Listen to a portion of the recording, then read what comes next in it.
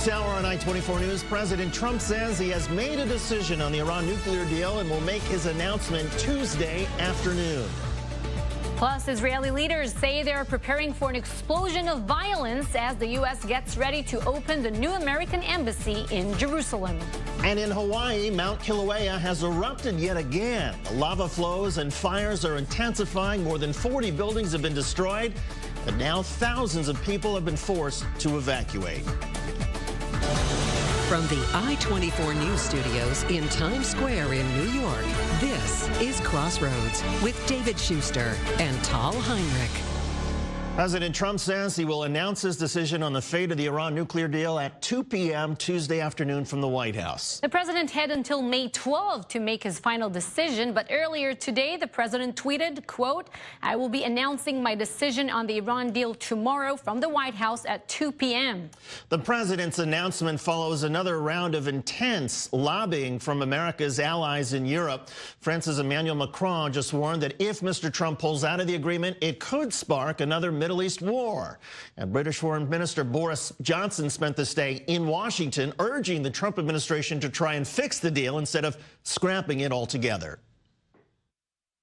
Well, the president set the world a legitimate challenge in January, which was to try to address a lot of the bad stuff that Iran is doing in the region, to try to stop Iran getting missiles, intercontinental ballistic missiles, stop them interfering in neighboring countries, and also to fix the core problem of the deal, which is that it expires in 2025, and then there's no way of stopping the Iranians going very rapidly to get a nuclear weapon. Well, we think we can fix all that, working with our European friends. We think we can be tougher on Iran, but not throw away the heart of the deal, which is all about stopping them getting a nuclear weapon. For more, let's bring in senior diplomatic correspondent Nina Larson at the United Nations headquarters. Nina, the president decided to make the announcement tomorrow rather than wait for May 12. What does it tell you?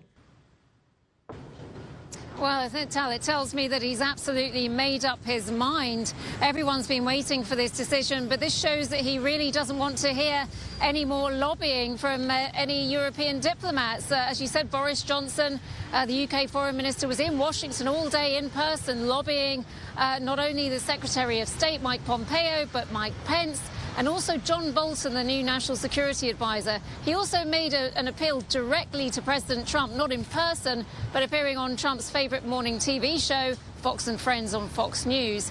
Johnson making the case that, look, both the UK, France and Germany all know that the deal is flawed. That's the word that he used. But all of those powers were trying to persuade Trump over the past several weeks to try and find some language that would broaden the deal and add some amendments to it. I don't know if this has succeeded, though. You know, what are the Iranians saying about all of this? Well, they seem to be taking a more pragmatic approach, David. Rouhani, the president, made a speech on television earlier today, and he said that, look, Iran is ready for anything. They're ready for any possible scenario. But he also indicated that Iran was ready to work with the Europeans should the US pull out. And what he means by that is if the European powers can still guarantee that Iran will have some kind of economic advantage from the deal, which was the most important thing to Iran out of this whole episode, then they will continue to work with them regardless of what the United States does. And Nina, former Obama administration Secretary of State John Kerry has been trying to make his own efforts to save the deal, a deal that he created by part. Yeah, this is very unusual. There have been some media reports over the weekend that John Kerry, and he was Obama's Secretary of State, he really was one of the main architects and brokers of this original deal in 2015. He's been meeting with the Iranian Foreign Minister when he was here at the United Nations just a couple of weeks ago, and he's also had conversations with the leaders of Germany and France. Again, Kerry is not an official in this administration, and he's quite a recently departed official, so this is very unusual. President Trump was enraged by this, putting out a tweet earlier today accusing Kerry of shadow diplomacy. He also implied that this might be illegal, and what Trump's referring to is an American law called the Logan Act, which prohibits any U.S. private citizen from negotiating on behalf of the United States. Senior diplomatic correspondent Nina Larson at the United Nations for us. Thank you. European leaders are not the only politicians urging Mr. Trump to keep the nuclear deal. The chairman of the House Armed Services Committee, Republican Mac Thornberry of Texas, said that he would advise President Trump against pulling out of the agreement. Thornberry said he was initially against the deal, but fears that withdrawing now may lead to greater instability across the region. To discuss, let's bring in Daniel Kurtzer, former U.S. ambassador to Israel. And first, Mr. Kurtzer, in terms of John Kerry and what he's up to, do you see this as a problem that there he is having meetings with foreign governments about what to do in case the nuclear deal falls apart? Look, it's an unusual activity for a former Secretary of State, but we're in an unusual time. This is a deal that the United States negotiated, and now this administration wants to pull out of it. It's a very odd moment all around. Clearly, as you've heard from European leaders and others, there are problems with the deal, but it's the deal that right now is working to curb Iran's program. And I think Kerry is acting really out of desperation in the hope that something will convince this administration to keep the deal alive.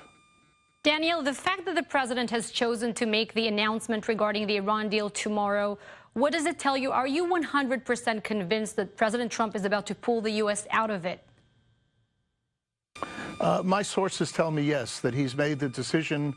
The word they're using is rescission, which is, I guess, a formal word for withdrawal. Of course, there could be surprises. He might do something that we have not anticipated, such as temporarily keeping it alive or holding out some condition. But it looks pretty clear that the United States will withdraw. And if that's the case, he's handed over really the keys to this situation to the Iranians to decide how to respond. Your correspondent noted the meetings that are taking place between the Iranians and the Europeans. Future diplomacy is simply going to leave the United States out in the cold, and that's not a comfortable position for us to be in. The Iranians have told the Europeans, at least as of today, that even if the United States withdraws, they would stay in the nuclear deal. In other words, they would continue to allow IAEA inspectors. If that's what happens, isn't this essentially a win for the Trump administration? Because they'll find out from the Europeans whether or not Iran is still keeping its promises, and yet the United States can then try to impose its own sanctions on whether it's missiles or Iran's support for terrorism around the Middle East. Well, Iran's missile program is already under sanctions, UN sanctions, so there's nothing new that the administration could add to that. The question is whether the administration reimposes unilateral sanctions with respect to the nuclear program.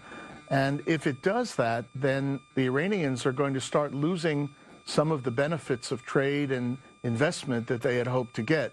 Much of the international trading system, most of it, in fact, runs through American banking system. And if we reimpose the biting sanctions that we can do unilaterally, the Iranians will stop receiving any of the benefits from the agreement. So I don't see how long they would remain tied to that agreement should the United States take that action. So why do you think Iranian President Hassan Rouhani made this statement? What he said is that Iran is looking at all options right now, including staying in the deal if the U.S. pulls out. But is that kind of a message, a warning to President Trump in some sense? Well, I think it's a signal to all of the negotiating partners, the Europeans, Russia, and China, that Iran is not going to play the part of bad boy here, that it's going to be the president of the United States. I think they want to leave open their options. There's no reason for them to react immediately. They might go on a round of consultations in Europe, Russia, and China and decide on a course of action at that point. The problem for American diplomacy is that we've handed the initiative, or we will hand the initiative, over to the Iranians, putting us in a reactive position. And I don't see what the president gains from this. You know, had there been some kind of an understanding that he had reached with Macron or with Angela Merkel or with the British, then you could make the argument that there's some prospect of moving forward. But it doesn't look like there's anything on the table that the United States has accomplished other than what Macron said at the end of his visit, and that is the president wants to fulfill a campaign promise. That's not a good reason to pull out of this deal. But Ambassador Kurtzer, let's suppose that President Trump comes out and says, okay, I'm withdrawing from the deal, but I'm still holding open the possibility of negotiating a supplemental agreement, an agreement that will not only have all of the elements of the nuclear deal, but will also impose certain restrictions or inspections on whether it's their missiles or their funding of terror.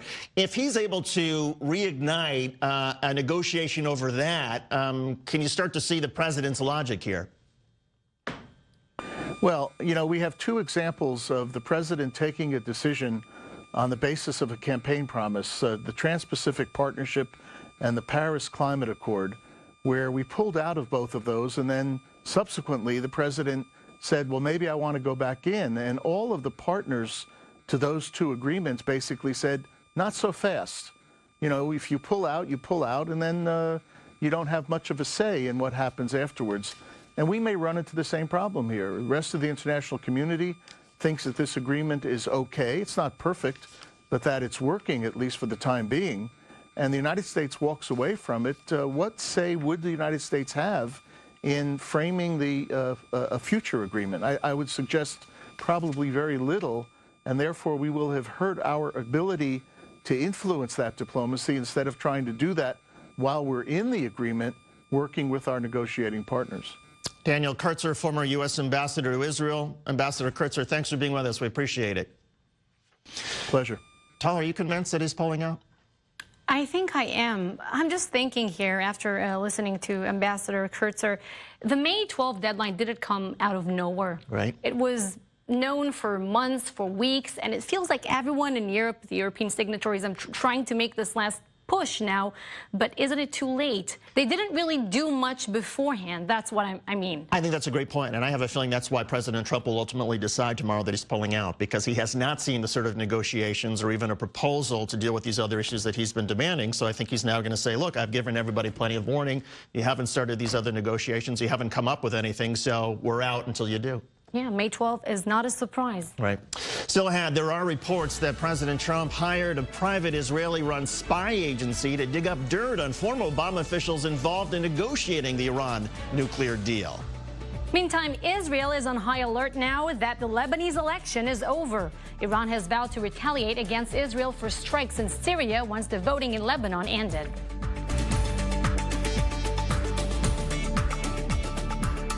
There is a bizarre new twist in the Iran nuclear deal. Several publications are reporting President Trump hired a private Israeli intelligence firm to get dirt on former Obama administration officials. The reports claim that investigators were looking to discredit Obama administration officials involved in negotiating the nuclear agreement. Apparently, the investigators wanted to compile evidence that would help Mr. Trump make his case against the agreement. All of this happened just days after the president's visit to Israel back in May 2017.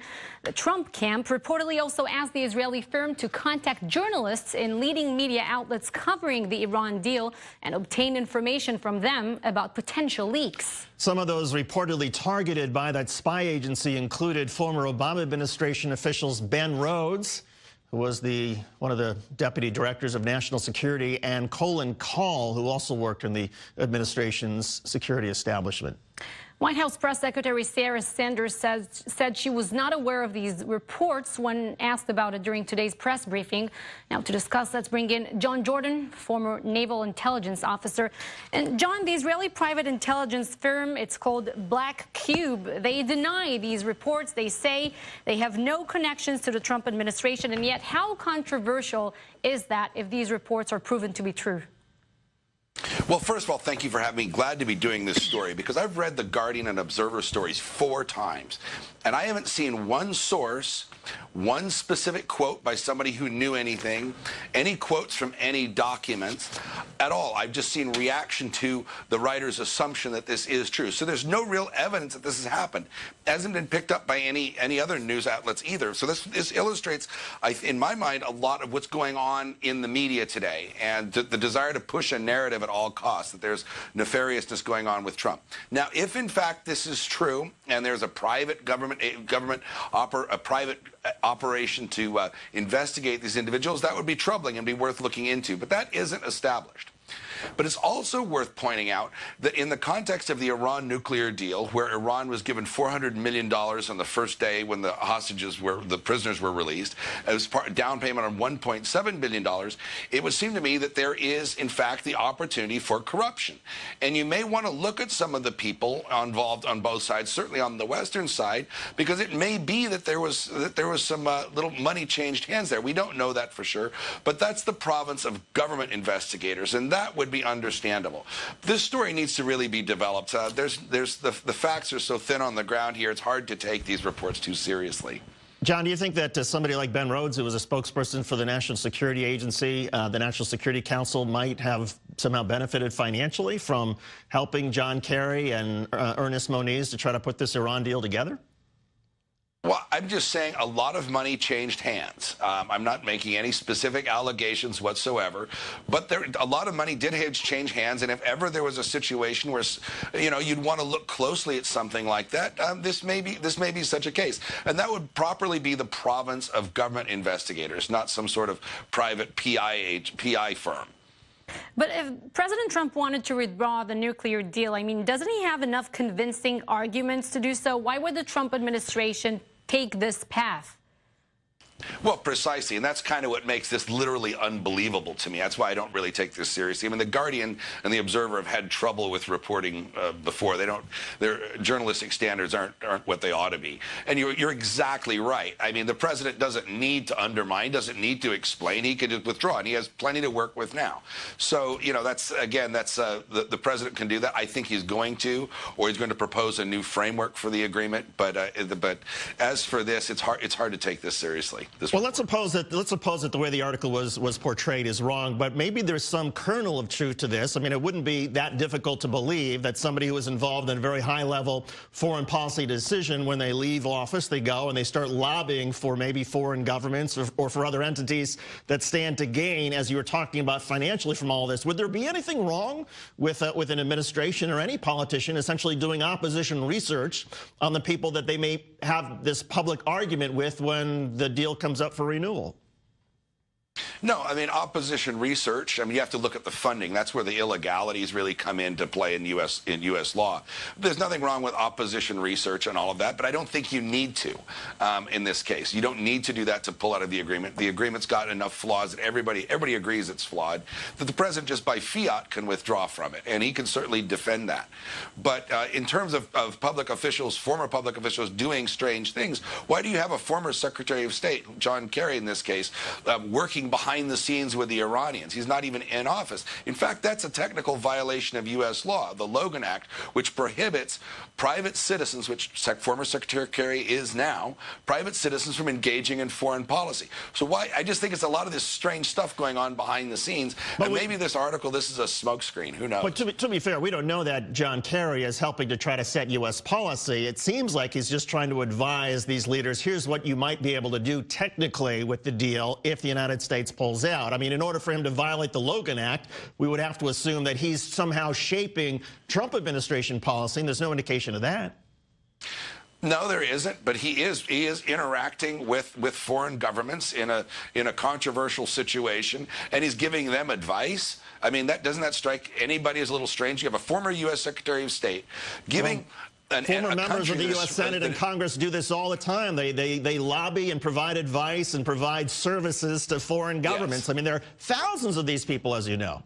Yep, but they are elected officials that are incumbent in office, not the former Secretary of State of the United States dealing with a hostile power. I'm not saying anything necessarily nefarious or illegal is going on, but I'm saying it is odd, and it does kind of smell bad. John Jordan, former Naval Intelligence Officer, thank you. Look, I mean, do you believe the reports? I'm not. I think John's right. I don't think there's this black cube or whatever this private spy group was doing. I don't think there's much there. As for John Kerry, I also don't think there's much there. And that, look, he's got a lot of contacts, a lot of experience, just as a lot of former people in government have, who get paid a lot of money to advise governments on, look, I don't understand the Trump administration. What should I do? How should I make my argument? There's nothing wrong with that. I would agree with you on John Kerry, but regarding the other report, I think I read on Twitter, you know, some people say, some opinion shapers, that certain so-called journalists contacted them for shady conversations. We can't know, I think. That's true. And look, I mean, journalists are no more above reproach than anybody else. So things like this happen. Yeah. Well, coming up, is Iran preparing for a military attack against Israel? Israeli defense officials believe that something is coming soon. Plus, in the Israeli-Palestinian conflict, Israeli security forces are bracing for an explosion of violence as the United States prepares to open its new embassy in Jerusalem. They're even hanging up the signs.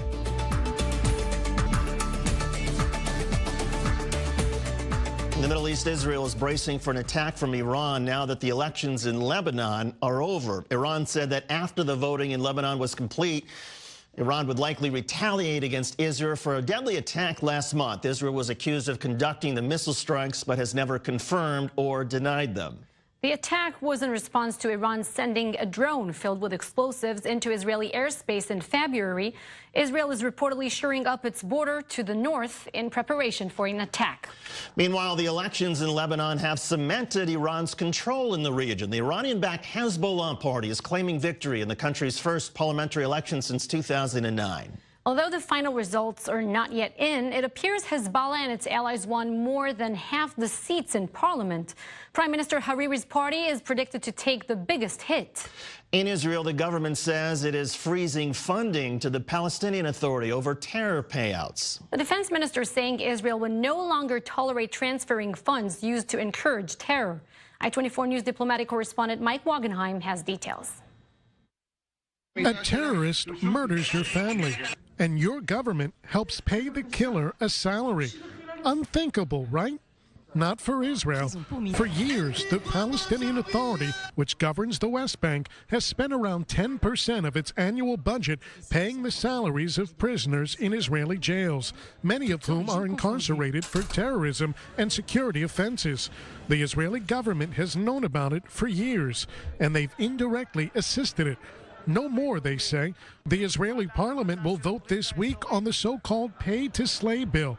Israel has long collected customs duties on goods that get sent to the Palestinian Authority, then forwards the money to the PA. The new bill would deduct from those revenues around $250 million a year, the money that the PA pays to convicted terrorists and their families. The money would instead go into a fund for terror victims. Some fear the move could cripple the Palestinians economically, as American legislation known as the Taylor Force Act would also cut off U.S. funding for the PA until they end pay to slay. That argument has no validity whatsoever.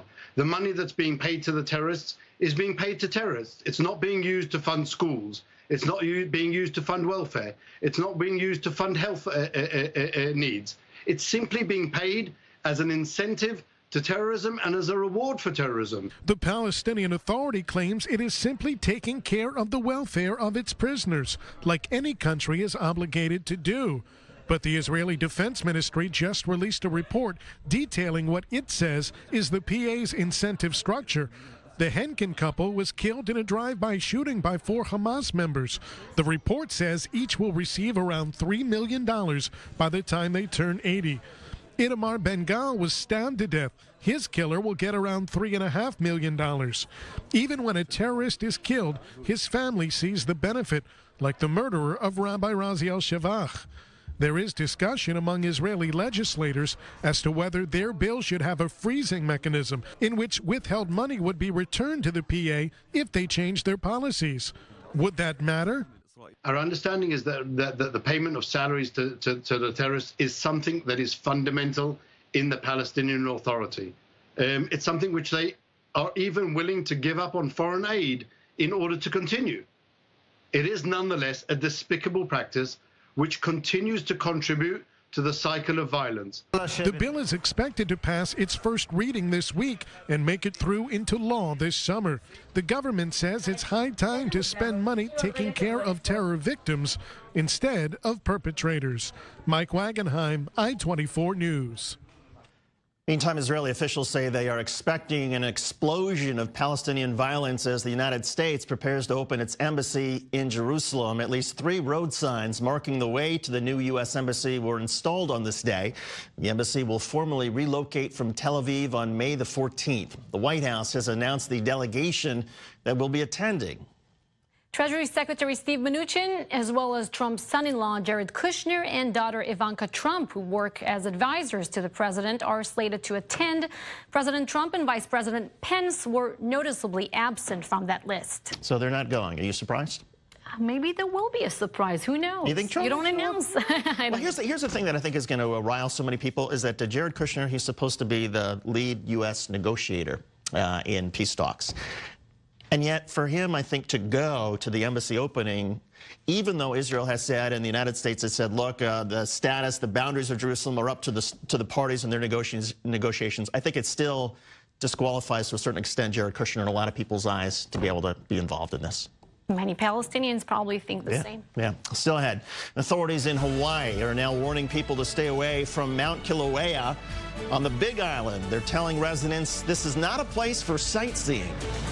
Plus, President Trump slams the Russia investigation as a witch hunt and issues a direct threat to the investigators on Mueller's team.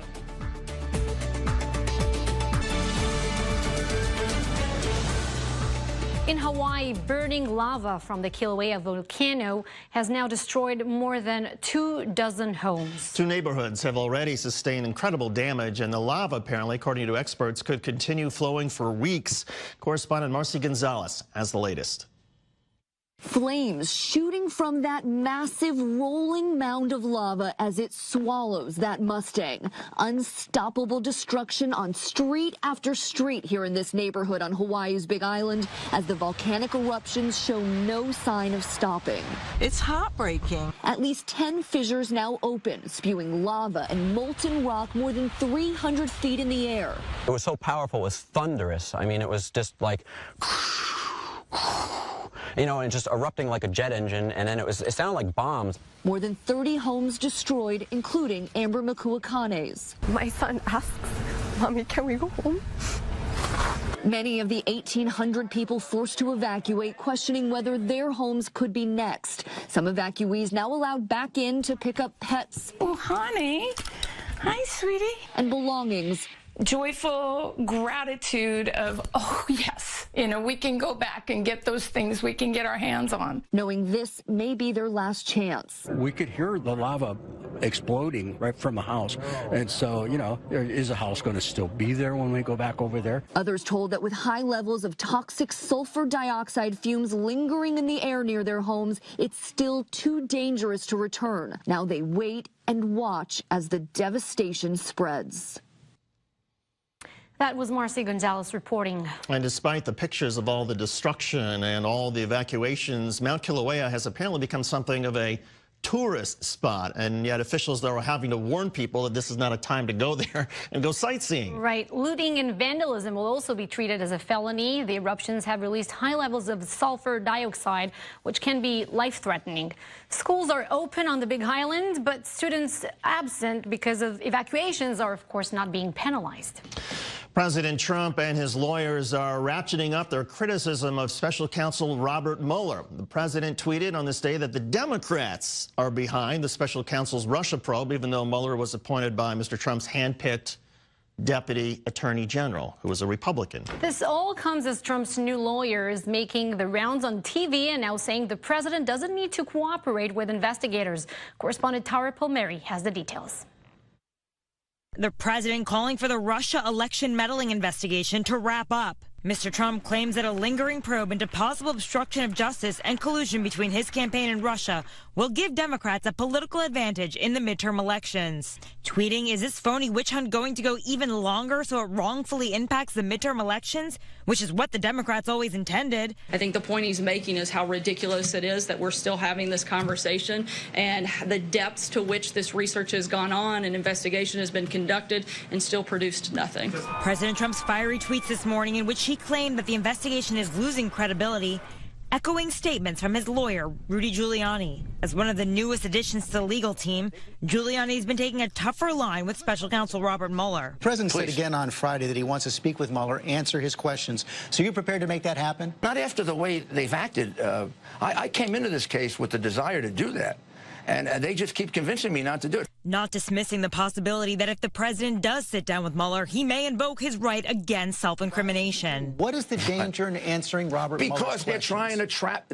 You couldn't put a lawyer on the show who wants to keep his law license to tell you he should testify. But it's only a trap if the president doesn't tell the truth. And adding that the president doesn't need to comply if Mueller issues a subpoena. I think it's becoming increasingly clearer that the strategy of the president's team is to attack Mueller's team, undermine Mueller, but nothing suggests that they're moving towards sitting down for an interview. Let's bring in senior Washington correspondent Dan Raviv. Dan, it's been almost 3 weeks since President Trump added Rudy Giuliani to his personal legal team. What do you think so far? Is Giuliani helping or hurting? Almost everyone, Tal, seems to think that Giuliani is hurting his client and his friend, the president, except for the president. Trump and his spokeswoman at the White House, Sarah Sanders, said that Giuliani is doing the job, defending his friend, the president, aggressively. But Giuliani's not really making clear what it is that Trump did or didn't do. Giuliani is saying that he's an expert on campaign finance law, so he can assure us there was no violation of the law when Stormy Daniels was paid $130,000 not to talk about her allegation that she had sex with Trump about a decade ago.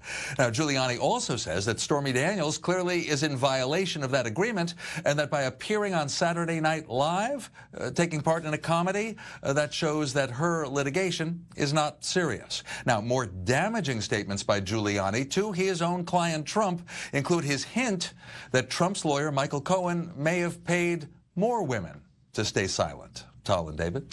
Dan, has Rudy Giuliani explained what his role or even what his objective in all these television appearances really is?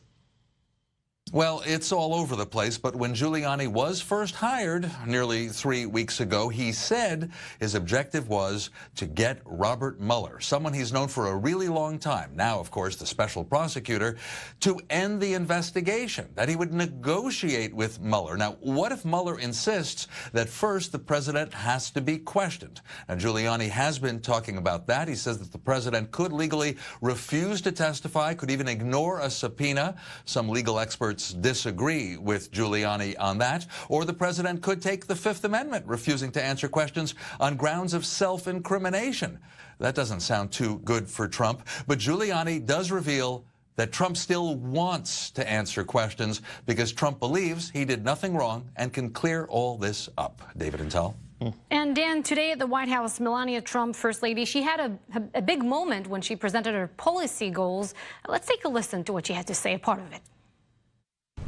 As a mother and as First Lady, it concerns me that in today's fast-paced and ever-connected world, children can be less prepared to express or manage their emotions and oftentimes turn to forms of destructive or addictive behavior such as bullying, drug addiction, or even suicide.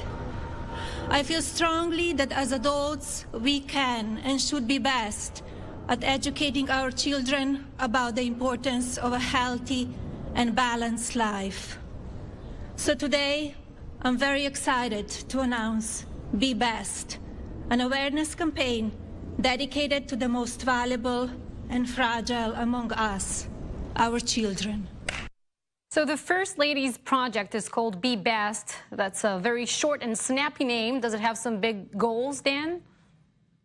Yeah, I would say specifically she wants to talk about social networks, including Facebook, Instagram, Twitter. She says they can be used in destructive ways, right, hurting kids, but she said they could be used in more positive ways, and she hopes that her program, Be Best, will educate kids about that. Also, she mentioned drug addiction, the dangers of opioid abuse, kids finding pills, swallowing them, getting high, sometimes, of course, dying. That's been a concern also of the president, and he made a point of being there, and that was kind of impressive. It wasn't just Melania Trump out there on her own. There were kids, there were parents in the audience. Keep in mind that she has a 12-year-old. He just recently turned 12, Barron Trump, quietly going to school here in D.C.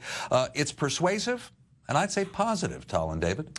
So, Dan, just to clarify, I mean, most First Ladies have had some sort of major project or major theme. I believe with Mrs. Obama, it was exercise and good health. I think with Barbara Bush, it was literacy. Is that what is going on here? Is that what Melania Trump now has? And I remember Nancy Reagan, just say no, meaning just say no to drugs. And so, hey, you know, this is similar. And again, they had to come up with a phrase or a slogan, be best. It's kind of like be your best. But there she was, speaking in her Slovenian accent, but very clearly, very poised. And I thought she enjoyed being the center of attention. The president came to listen to her. The president praised her. He gave her a hug. He kissed her on both cheeks, and she smiled. She's going to be out there speaking, doing something on her own. This is new. And I bet you it won't only help her opinion poll ratings that apparently actually are quite high, but they're also likely to help his. It humanizes the president and maybe distracts from what everyone pretty much knows, that he was cheating on his wife, at least early in their marriage. There, I said it. David, well, we also monitored the kiss over here. Dan Raviv, thank you. They were very huggy and kissy at the end. They were, right? And David, you know that it seems that the First Lady's popularity is on the rise right now after the Macron visit. A certain poll found that her approval rating is at 57%. It's better than her husband's. I have a feeling that a lot of it may have to do with all the Stormy Daniels stuff. Because if you think about it, with all of the accusations out there and all of the mud and all of the accusations that President Trump cheated on her with this woman or that woman, you haven't heard a peep from Melania Trump. She hasn't publicly condemned a president. She hasn't complained. She's just keeping a fairly, normal profile. And I think there's an incredible amount of respect that any American, regardless of your political stripe, you have to have for somebody who's in that position, who is able to maintain their sense of dignity. Right, it arose a sympathy in some sense. Yeah. Well, still ahead, Russian President Vladimir Putin sworn in for a fourth term. He says he wants to make life better for Russians while boosting the country on the world stage. We'll take a look at his challenges. Plus, Israel is spending $1 million to remove landmines in a holy site along the Jordan River. We'll tell you about the plan to make it a tourist attraction just ahead. In Russia on this day, President Vladimir Putin took the oath of office for a fourth term. In a short speech in Moscow, he vowed to improve life for citizens at home while strengthening Russia on the world stage. So with Moscow's influence growing in the Middle East and tensions rising with Washington, what are Putin's real goals? Correspondent Bianca Zanini breaks it down. This man, the de facto leader of Russia since the turn of the century, a man who never walks alone, whose every step echoes from the halls of the Kremlin to the rest of the world. President Vladimir Putin, walking with the confidence and certainty of yet another term in power. I see it as my duty and a purpose of my entire life to do everything for Russia. For more than 1,000 years of history, Russia has often faced periods of turmoil and trials, and has always revived as a phoenix. But what does Putin want for Russia? In the 6 years since his last election victory, Russia has annexed Crimea, tightened its grip on the future of Syria, interfered with elections in Europe and in the US, and is believed to have been involved in the poisoning attack of a former double agent on British soil, to mention but a few. Putin's sphere of influence, especially in the Middle East, is growing. The main reason of Russian engagement in Syria is to stop what Putin considers as an artificial government overthrowing. On Wednesday, Putin is set to meet with Israeli Prime Minister Benjamin Netanyahu. Israel, concerned that Iran is establishing a military presence in Syria, wants some assurance from Moscow that that won't happen. When Israel has taken steps against Iran, Russia has so far mostly looked the other way. But over the past months, pressure has been mounting. Moscow blamed and condemned Israel for an airstrike that killed 7 Iranians in Syria on April 9th. Putin considers Iran as a potential client for future business making.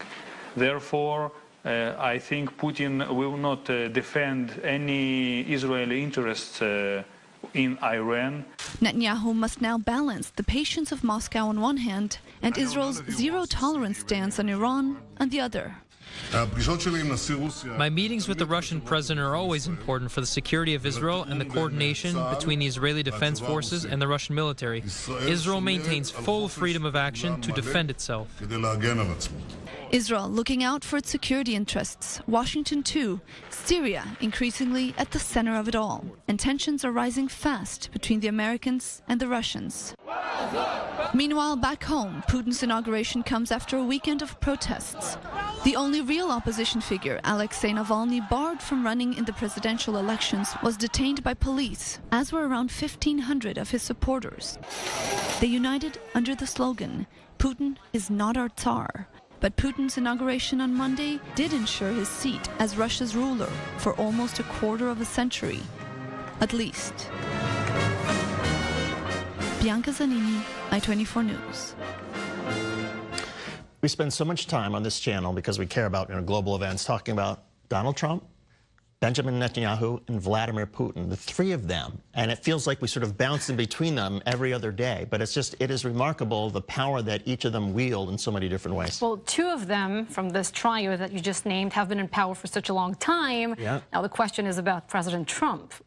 Yeah, I mean, how long will he last? But it does get to this idea that, at least for now, I mean, he's got even more power than the other two. But the New York Times called it a coronation ceremony, not an inauguration ceremony. That's brilliant, right? I'm just amazed that he walked something like 6 minutes through all those hallways and everything. It took him 6 minutes to walk from his desk, walk to the car, get in the car, and then walk from the car through that thing that looked like a church.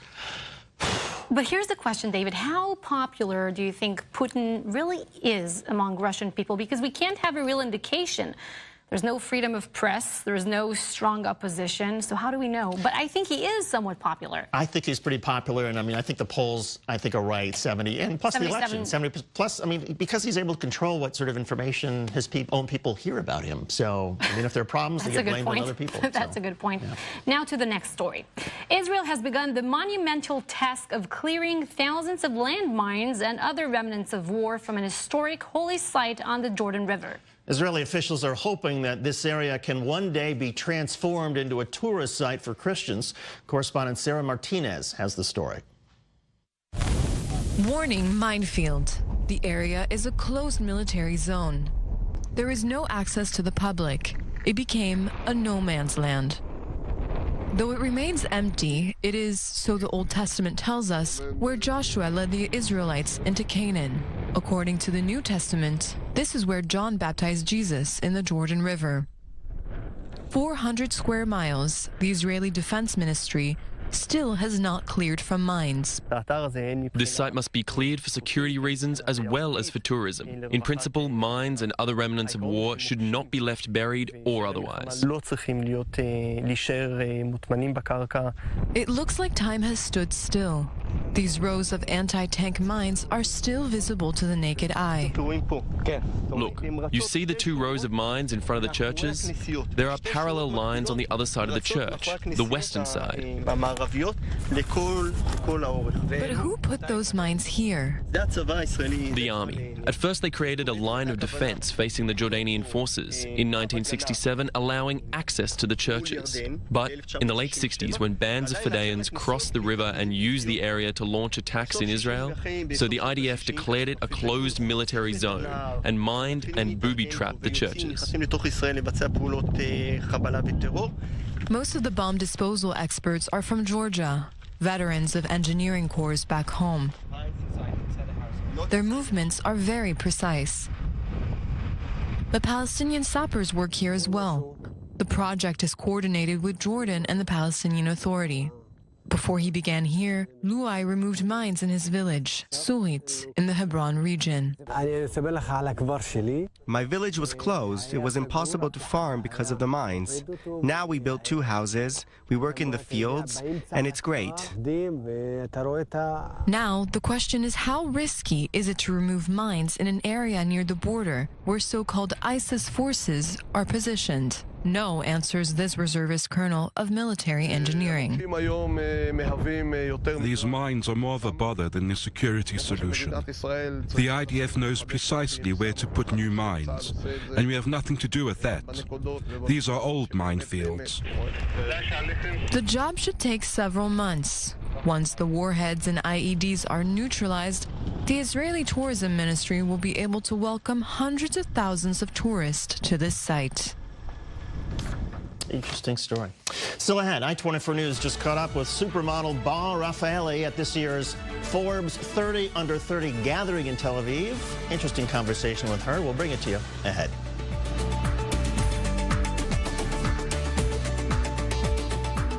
Forbes magazine is holding its first global conference for the 30 under 30. This year, a number of recipients came together in Tel Aviv for a 3-day conference. And I-24 News' Jordana Miller was there, and she brings us the latest. We were lucky enough earlier to talk with two of the Israeli leaders, and both of them women, who addressed these young people. First was Bar Raffaeli, of course, the supermodel who has now pivoted into business. She's a founding member of Caroline Lemke Eyeglasses. She talked about her experience and some of her business gurus, which include the founder of Zara. And also we talked to Dr. Ruth, a sex therapist, who gave a lecture here on how co-founders can relate to each other better. Take a listen to what both of them had to say. Things that I think are very important in business are things like intuition, things like people you work with, chemistry, more so than just the things you learn in school on how business work. We are losing the art of conversation because all of these young people and older people too are now only on their iPhone and only on their computers. And we have to teach and cultivate the art of conversation. And I'm also very worried about loneliness because the iPhone and the computer does not replace a relationship. About 800 young entrepreneurs are taking part in this conference, and they come from really all different fields, from entrepreneurship, from banking, from water, from energy, music, entertainment. And they're not only here to meet each other, but also see the country. This is amazing. This is not the first conference I'm participating in, but this is truly amazing because you meet so many young, people who are really driven by what they do. They have so many ideas. Trips like this help you really just see the human side of conflicts or people or places that you may have never been to. And so the relationships I've made with different Israeli people that I've met, and just being out, just exploring in Jerusalem and recognizing the holy place that is for so many different people across different cultures and backgrounds, was a reminder for me to have hope that we can all come together one day in the future. Today we'll focus on innovation in Tel Aviv, but tomorrow they will go to Jerusalem, where they will tour there, and they will meet with some of the biggest VC funders here in Israel and investors. On day 3, they'll travel around some of the Palestinian territories, also to get a view of how they can make a difference in those areas, whether it's in high-tech, bringing in high-tech water solutions, agricultural solutions. So it's really a comprehensive trip for these very young entrepreneurs, many who believe they can and will change the world. Jordana Miller, I-24 News, Tel Aviv. Sounds like an interesting conference. Yeah, and it's interesting. It's fun that it's happening in Israel, that it's taking place there right after the Giro d'Italia. So yeah. Israel is attracting a lot of international events. Bar Raffaeli, she somewhat hosted the Giro d'Italia. This is why. I guess so. By the way, the bicycle race. There's professional bicyclists now, of course, supermodels and Dr. Ruth. So in Paris, nudists just got their day. A contemporary art museum opened its doors with, look at that! We blurred it for you. Special visiting hours for people in the buff. About 160 people showed up to take in the art without feeling like they were on display. Today we'll be able to visit a museum free of societal norms, and ultimately maybe we will take fuller pleasure from culture and art without wondering if people are looking or asking ourselves, what do I look like? What do the people think of me when I'm in front of this artwork? On the contrary, we are trying to break this apart. Organizers are calling it a breakthrough. Last year, a park near the museum launched a dedicated naturalist zone. A nudist clubbing night is also scheduled for later this year. There's said to be over 2.5 million nudists living in France. Are you surprised that it's happening in France? Do you think? No, not at all. I'm not surprised it's the French at all. I have to say, I think it was earlier this year, a year ago, that we covered a bunch of nudists here in Times Square who did body paint as some sort of art project. I still think it's just strange. My question is, how can you actually concentrate on the art when all these people are naked around you? Maybe it's just me, I don't know, but it's I find it hard to concentrate. Plus, there's a limited number of activities that they can do naked, because I'm not so sure they're going to be, I don't know, frying up bacon when they're Right. On this note, that does it Wood for carving? That does it for this hour of Crossroads. See you next on Clear Cut in just a short while. Tal's got the show. All right, more. We got more after this when I-24 News continues.